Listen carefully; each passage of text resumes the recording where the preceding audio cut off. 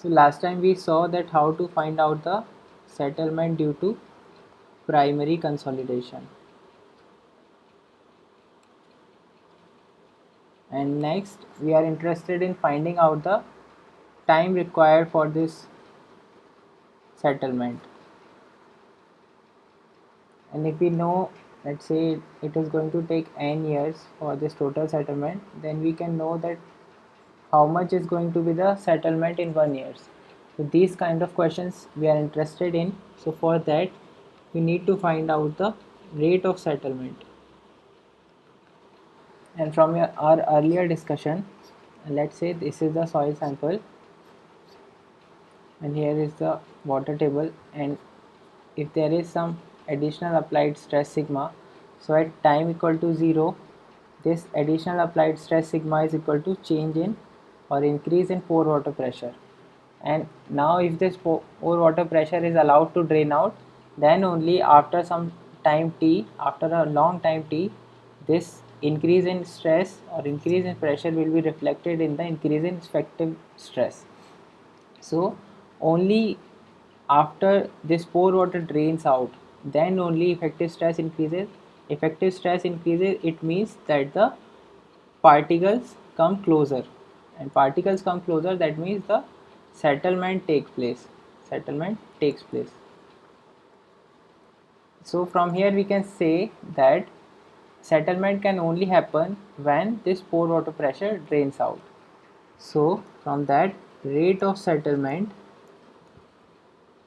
is proportional to rate of dissipation of pore water pressure.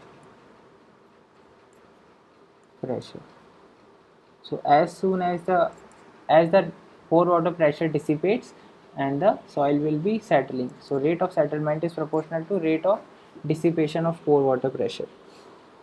So we need a theory which relates the which relates that any time t what is the excess pore water pressure, and similarly at any location let's say z, what is the excess pore water pressure.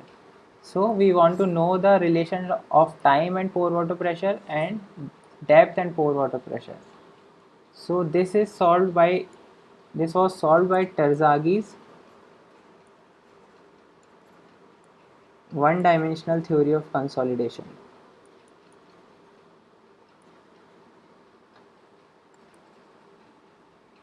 So let's discuss that. And he made some assumptions.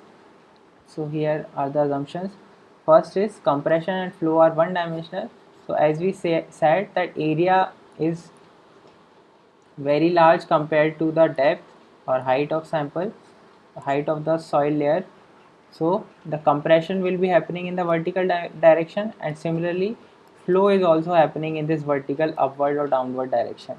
Next is soil is homogeneous, and after that soil is saturated.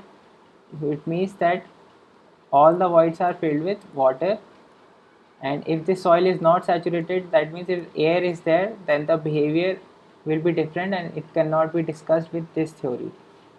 So but this is the only part which is there in our syllabus. And next is soil particles and water are incompressible. So for most of the part water is incompressible because it does not compress even at very high stresses, but the soil particles, so if it is coarse grained soil, that in that soil particles are not compressible, but if it is clay soil, in that soil particles have some compressibility. But why are we saying it that it is incompressible? Because the compressibility of these particles compared to the compressibility of the soil mass as a whole is very less. It means it won't matter if we say the soil particles are incompressible, because the compressibility of the soil mass as a whole is much large. So we are interested in the compressibility of this soil mass as a whole. So this is this assumption, and after that strains are small. That means that change in thickness is small. So even if we are talking about this vertical change in thickness, this is also we are saying or assuming that it is small. Why we are saying? Because only with this assumption we can say that coefficient of permeability and coefficient of compressibility are constant. Because if the change in thickness is very high, it means that void ratio is changing, and if void ratio is changing, and obviously void ratio will be decreasing, and if void ratio is decreasing, it means that the coefficient of permeability is decreasing, and similarly coefficient of compressibility is also the ratio of void ratio divided by effective stress. So if it is decreasing, that means the coefficient of compressibility is also decreasing, but in our case we take these two as constant, so it is only possible when strains are small, that means the change in thickness is small. Next is a unique relationship between void ratio and effective stress. So this is that unique relationship, that is coefficient of compressibility is given as minus dE by d sigma. So this is the relationship. It means that AB is constant, and it follows this relationship where void ratio will be decreasing with the increase in effective stress, and after that no secondary consolidation takes place. So secondary consolidation takes place at constant effective stress, and in our case in the soil mass, as I said, if we apply this stress, so this pore water goes out, and because of this pore water the effective stress will be increasing at different points. So it is not constant in the primary consolidation time. In primary consolidation the effective stress increases, whereas in secondary consolidation the effective stress becomes constant. So we are just taking that no secondary consolidation takes place. So the solution, or should I say, let's say first that he took a soil something like this, that of 2h depth, and above this is clay, and above clay it is sand, and below also it is sand. So it is sand on the top and below. It means that water can drain out from the top as well as from the below, because the permeability of sand is very high compared to the clay. So whatever water is there, whatever, it will drain out easily from top as well as from the bottom. And so the solution of this equation, this is, we are defining a depth z from the top. So the Terzaghi, so there is one whole derivation how he came to this equation, but that derivation is not important for our purpose. So he gave this equation, the relationship that we want, it is given as this. So we wanted a relationship which relates pore water pressure, time, and pore water pressure at any depth. So it is the depth z at any depth z. This is the excess pore water pressure, and this is the pore water pressure at any time.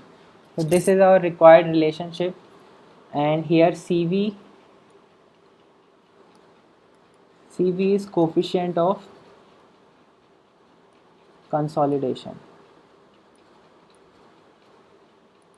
and its value is given as CV is equal to